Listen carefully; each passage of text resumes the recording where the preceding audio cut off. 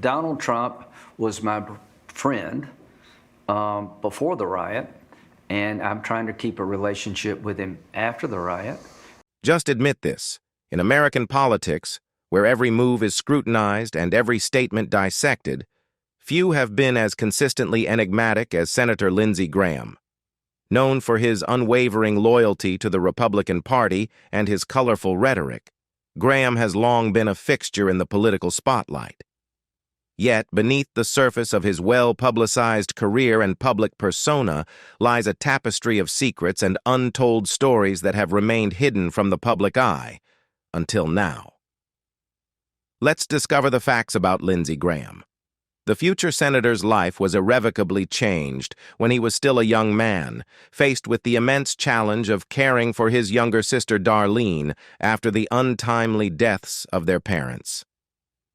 This period of his life, marked by profound loss and the weight of newfound responsibilities, is detailed in his autobiography, My Story, where Graham reflects on the events that propelled him from being a college student to the guardian of his sister and the de facto head of his family. Graham was attending the University of South Carolina when his family's life was turned upside down. His younger sister, Darlene, only 13 years old at the time, discovered their father's body after he had succumbed to a fatal heart attack. This devastating moment was compounded by the fact that just 15 months earlier, they had lost their mother to Hodgkin's lymphoma. His mother, who had been the emotional center of their family, passed away without fulfilling her dying wish, to see Lindsey graduate from college. The loss of both parents in such a short span left Lindsey and Darlene as orphans, and the life they had known was forever altered. The bond between Lindsey and Darlene had always been strong, but the shared grief over their parents' deaths brought them even closer. In his autobiography, Graham poignantly recalls the moment he realized that he had to step up as Darlene's guardian. "We had been close before our parents died. Their loss brought us even closer," he wrote, underscoring the deep sense of duty he felt toward his sister. This was not just a role he assumed out of necessity, but one that he embraced fully, with the same dedication and love that their parents had shown them. "Like our mother and father, I expected her to live a purposeful and happy life," Graham continued, reflecting on the example his parents had set for them. Despite the overwhelming grief, Lindsey was determined to ensure that Darlene would have the support and guidance she needed to succeed in life. The transition from being a college student to a guardian was not easy.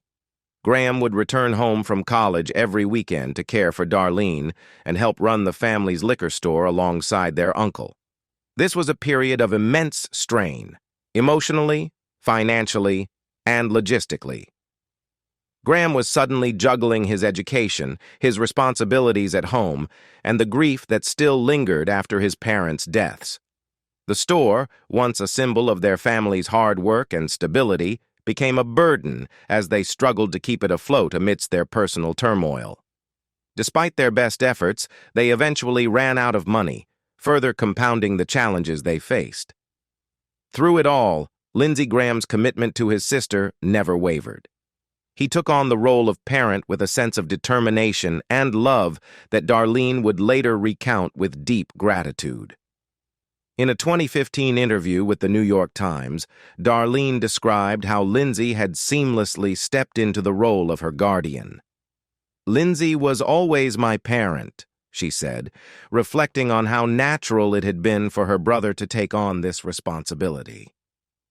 "There was no doubt in my mind or anyone else's mind that Lindsey was my guardian." Her words paint a picture of a brother who, despite his own youth and the enormous pressures he faced, never hesitated to put his sister's needs first. Lindsey Graham's journey to fulfilling his dream of serving in the United States Air Force is a story of perseverance, ambition, and the complexities that sometimes accompany a life in public service. While balancing the immense responsibility of caring for his younger sister after the death of their parents, Graham never let go of his aspiration to join the military. Despite the personal hardships he faced, he managed to earn his law degree, which eventually paved the way for his entry into the Judge Advocate General, JAG, Corps of the Air Force. In his autobiography, My Story, Graham reflects on how the Air Force accommodated his challenging circumstances, allowing him to pursue his dream while still fulfilling his responsibilities at home. Joining the JAG Corps was a significant milestone for Graham, providing him with an opportunity to serve his country in a capacity that combined his legal expertise with his long-standing military aspirations. As a JAG officer, Graham's role involved providing legal counsel on military matters, a position that is both critical and respected within the armed forces.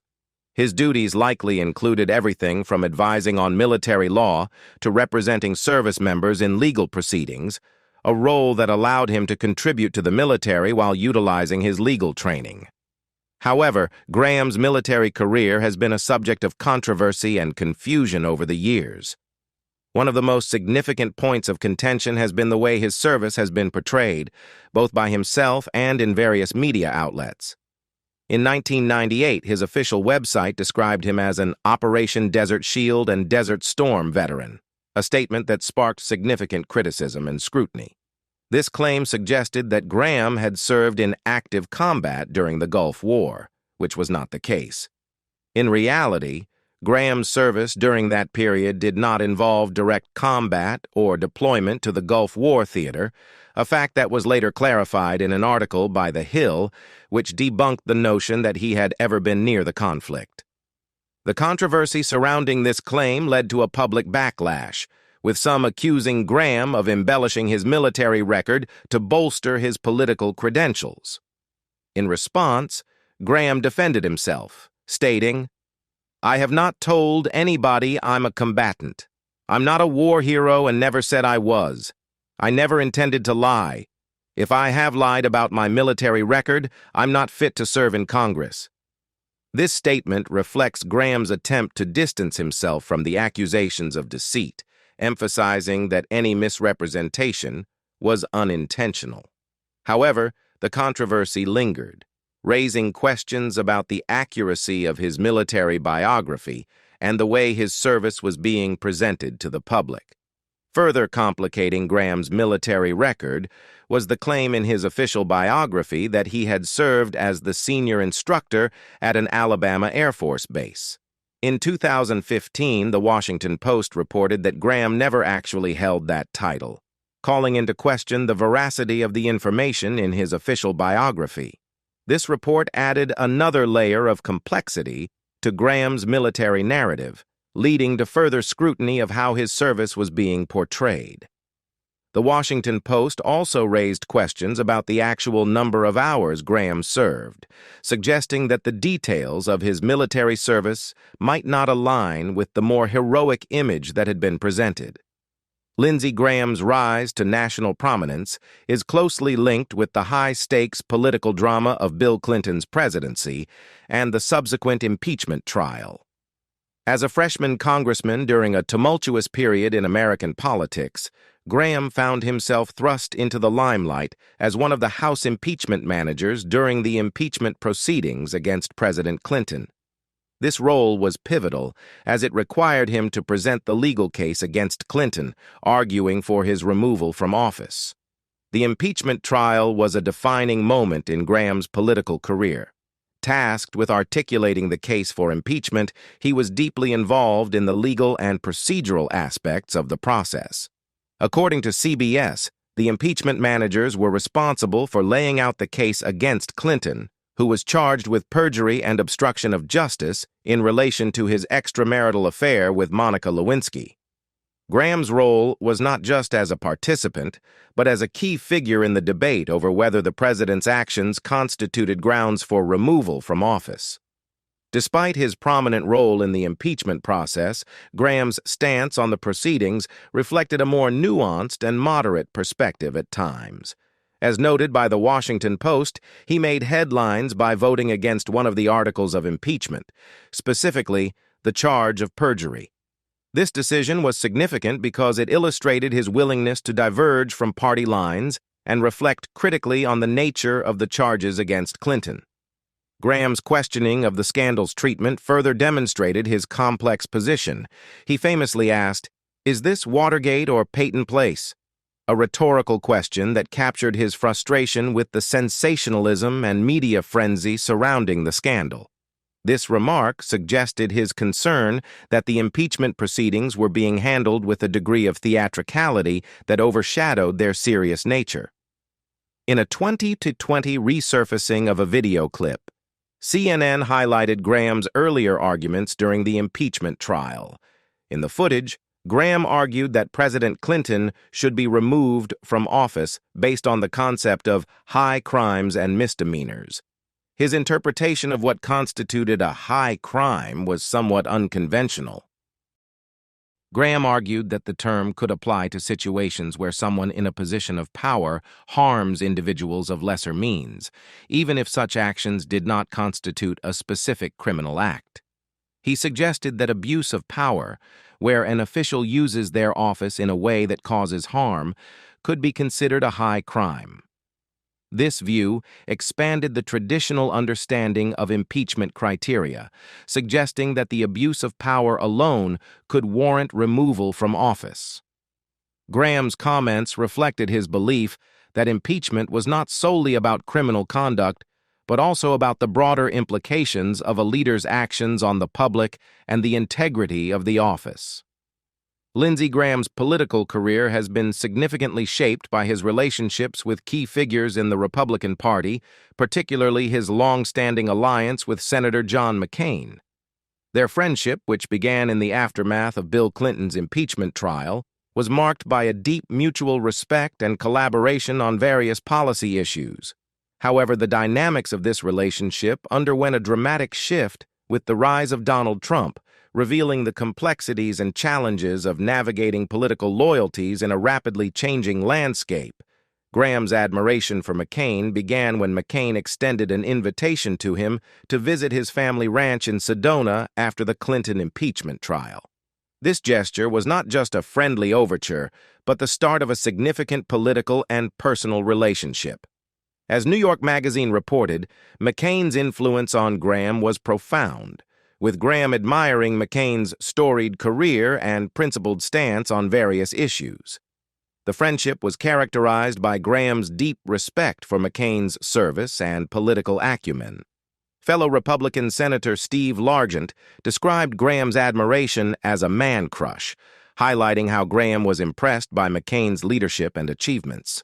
The two senators collaborated closely on key policy areas, including immigration reform, and their relationship became emblematic of a strong bipartisan partnership. However, the emergence of Donald Trump as a dominant force in Republican politics created a rift between Graham and McCain.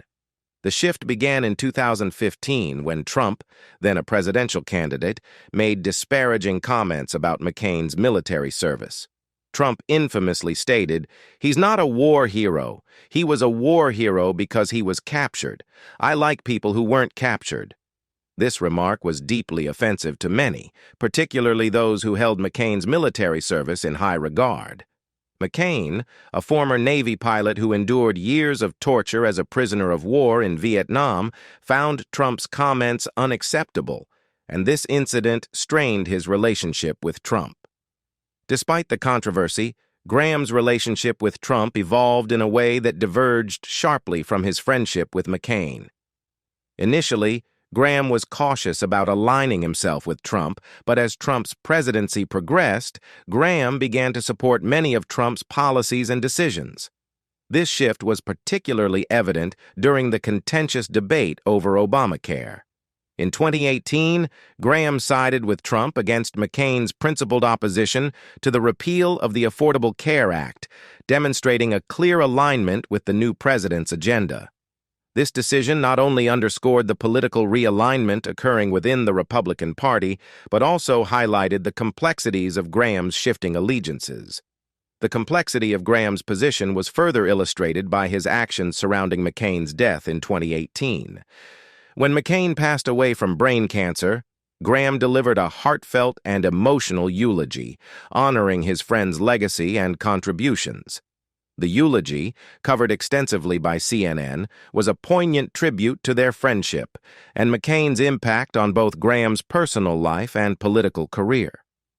Despite the public display of grief and respect, Graham's decisions regarding the funeral arrangements drew some criticism. Notably, he invited Jared Kushner and Ivanka Trump, key figures in the Trump administration, to attend the funeral. According to the New York Times, this decision raised eyebrows among those who viewed it as a compromise of McCain's legacy, given McCain's well-documented disdain for Trump and his administration. Lindsey Graham is perhaps most renowned for his assertive and often controversial positions on foreign policy. His career has been marked by a consistent advocacy for a robust U.S. military presence in the Middle East and a strong stance against perceived threats to American interests and allies. This approach has earned him a reputation as a staunch advocate of aggressive and interventionist policies. One of Graham's notable foreign policy positions has been his insistence on maintaining a significant U.S. military presence in the Middle East. His advice to various presidents, including Donald Trump, has consistently reflected this stance. For example, during Trump's presidency, Graham was vocal about his desire for the American military to remain in Afghanistan. According to The Atlantic, Graham advised Trump to keep U.S. troops in the country, arguing that a reduction in troop numbers would lead to the resurgence of ISIS. He warned that withdrawing 13,000 troops could result in the collapse of progress made and a potential re-emergence of terrorist threats. Graham's emphasis was on maintaining a strategic presence to counteract terrorism and stabilize the region, a perspective that aligned with his broader foreign policy philosophy of projecting American strength abroad. Graham's foreign policy approach has often been characterized by its commitment to intervention and its resistance to policies perceived as weakening U.S. influence. This stance extends to his views on Guantanamo Bay, where he has condemned efforts to close the facility. He argues that the detention center plays a crucial role in counterterrorism and maintaining national security, reflecting his broader belief in aggressive measures to protect American interests. Another significant aspect of Graham's foreign policy legacy is the Taylor Force Act, which he championed. According to Intelligencer, this legislation fundamentally altered the U.S. government's relationship with the Palestinian Authority. The Taylor Force Act, named after an American student killed in a terrorist attack in Israel, sought to halt U.S. aid to the Palestinian Authority due to its financial support for individuals involved in terrorism. The act represents Graham's broader foreign policy approach, which emphasizes punitive measures against entities that, in his view, undermine U.S. interests or support terrorism. By cutting off aid, Graham aimed to pressure the Palestinian Authority to change its policies and practices, reflecting his belief in using leverage to enforce U.S. foreign policy goals. Graham's fingerprints are evident across various facets of U.S. foreign policy, as noted by a friend in an interview with Intelligencer. His influence extends from military strategy in the Middle East to legislative efforts that reshape U.S. relations with international actors. His approach has often been driven by a desire to maintain American dominance and ensure that U.S. interests are safeguarded, even if it means advocating for controversial or aggressive measures. Lindsey Graham's political trajectory from the House of Representatives to the Senate is closely tied to his association with Strom Thurmond, the infamous pro-segregation senator whose endorsement played a pivotal role in Graham's career. Thurmond's support was a significant factor in Graham's successful bid for Thurmond's former Senate seat in 2002, marking a key moment in Graham's ascent within the Republican Party and South Carolina politics. Strom Thurmond, a towering figure in Southern politics, was known for his staunch segregationist views and his long tenure as a U.S. Senator, which began in 1954 and lasted until his retirement in 2003. Thurmond's endorsement of Graham in the 2002 Senate race was a powerful boost, reflecting the deep connections and influence that Thurmond wielded in South Carolina politics. Graham's victory in the race cemented his position in the Senate, where he succeeded Thurmond and inherited a legacy deeply rooted in the state's political history. Upon Thurman's death in 2003, Graham expressed his condolences and admiration in a public statement. He described Thurmond as South Carolina's favorite son and praised him as a great American patriot, statesman, and close friend to many. Graham's tribute emphasized Thurman's contributions as a World War II soldier and his record as the longest-serving senator in the history of the United States. Graham's remarks reflected a deep respect for Thurman's service and a recognition of the historical significance of Thurman's career, even as Thurman's legacy was marred by his pro-segregationist stance. Graham's own career in the Senate has been marked by a series of challenges and competitive races, reflecting the evolving political landscape of South Carolina. One of the most notable contests occurred in 2020 when Graham faced formidable opposition from Democrat Jamie Harrison. Harrison's campaign broke records with an extraordinary fundraising total of $109 million, as reported by Reuters. This unprecedented financial support underscored the intensity of the race and the growing Democratic efforts to challenge Graham's hold on his Senate seat. Harrison's candidacy was also notable for its historical and symbolic significance. In interviews, Harrison highlighted the historical weight of the Senate seat he was vying for, noting its association with figures like John C. Calhoun, Strom Thurmond, and Ben Tillman. Harrison's remarks to The Guardian emphasized his identity as a black politician in the South and the historical context of the seat he was contesting. He pointed to the legacy of figures like Tillman, who had made inflammatory statements about lynching, to underscore the historical and racial dimensions of the campaign. This reflection on history was a key element of Harrison's campaign, aiming to address the complex legacy of the seat and the broader issues of race and representation in Southern politics. Despite his significant influence and achievements, Graham has faced considerable pushback from the far-right wing of the Republican Party, particularly in South Carolina, where his positions on key issues have often put him at odds with more conservative elements. One of the primary sources of contention has been Graham's advocacy for a more inclusive Republican Party. As reported by Politico, Graham has pushed for the GOP to broaden its appeal and work collaboratively with Democrats. This approach has been particularly evident in his willingness to engage in discussions on contentious issues like climate change and gun control.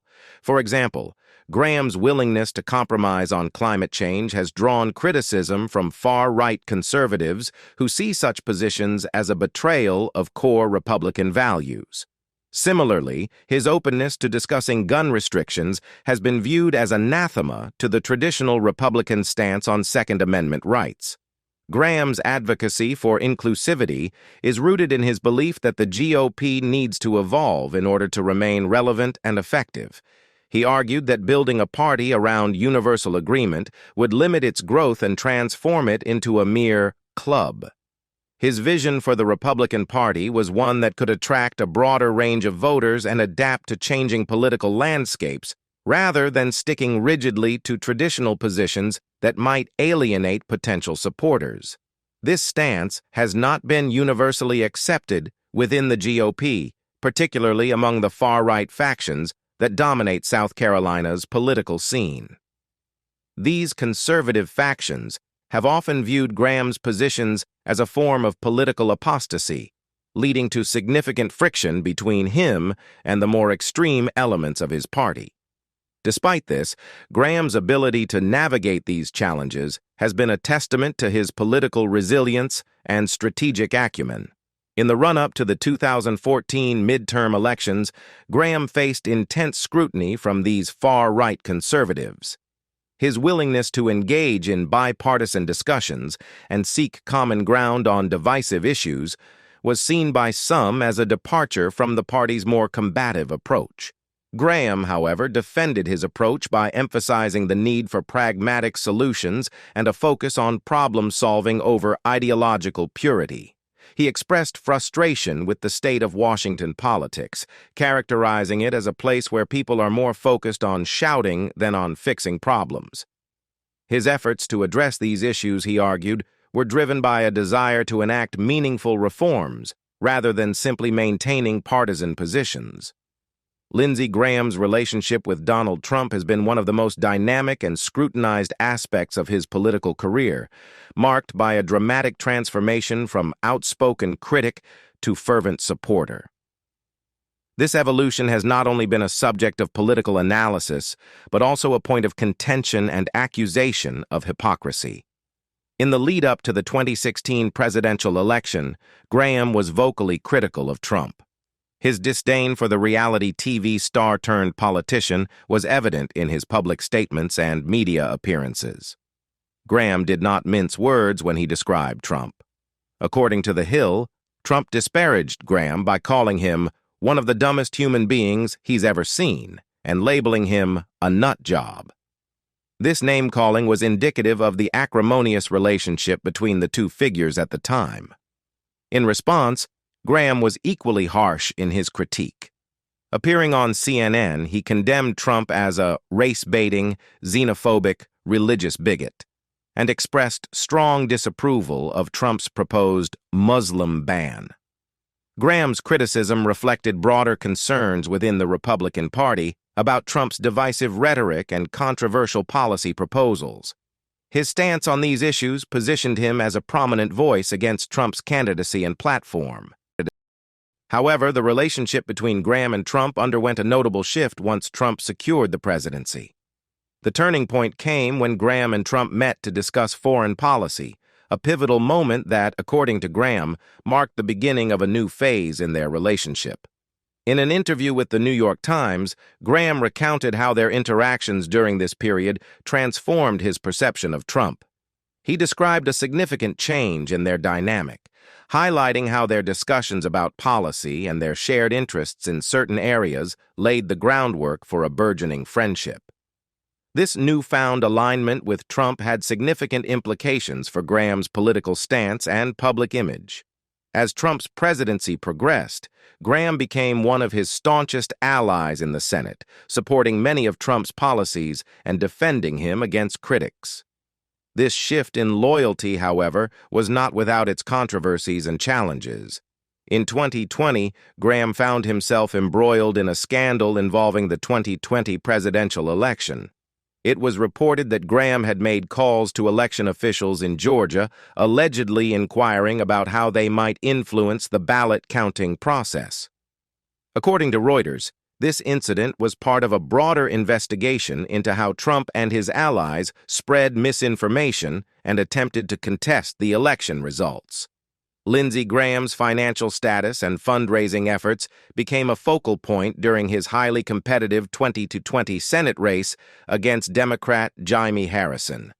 As the campaign heated up, questions about Graham's personal wealth and his financial appeals to supporters were brought into the spotlight, highlighting the intense and often contentious nature of contemporary political campaigns. In the months leading up to the election, Graham made headlines when he appeared on Fox and Friends making a public plea for financial support. In a clip posted by CNN, Graham expressed that he was being killed financially, attributing the financial strain to the intense opposition he was facing. His appeal was laced with a sense of urgency and frustration as he claimed, "This money is because they hate my guts." Graham urged viewers to help him in his campaign, stressing that he was overwhelmed by the massive influx of donations that his opponent, Jaime Harrison, was receiving. Harrison's fundraising prowess was indeed remarkable. His campaign broke records with a staggering $109 million in donations, reflecting both his strong grassroots support and the high stakes of the race. Despite Graham's appeal, and the significant support he received from outside sources, including high-profile donors like sandwich magnate Jimmy John Leo Todd, Graham's fundraising totals did not match Harrison's record-breaking figures. Leo Todd's contributions, amounting to hundreds of thousands of dollars, provided a substantial boost to Graham's campaign. However, despite the substantial financial support from various sources, Graham's campaign did not surpass Harrison's fundraising record, but managed to secure a win in the actual election. Graham's personal wealth also came under scrutiny during this period. According to Celebrity Net Worth, Graham is estimated to be worth $3 million. This figure reflects his financial assets and income accumulated over the years. Graham's tax returns, released to the public, revealed that he earned over $2.1 million between 2008 and 2019. The majority of this income was derived from his annual salary as a member of Congress, supplemented by a military pension from his service in the Air Force. What do you think about Lindsey Graham's hidden truths? Leave us your comments in the section below. We hope you have found this helpful video. Don't forget to leave a like, share, and subscribe to the channel if you like it. Thank you for watching this and see you in the next videos. Goodbye.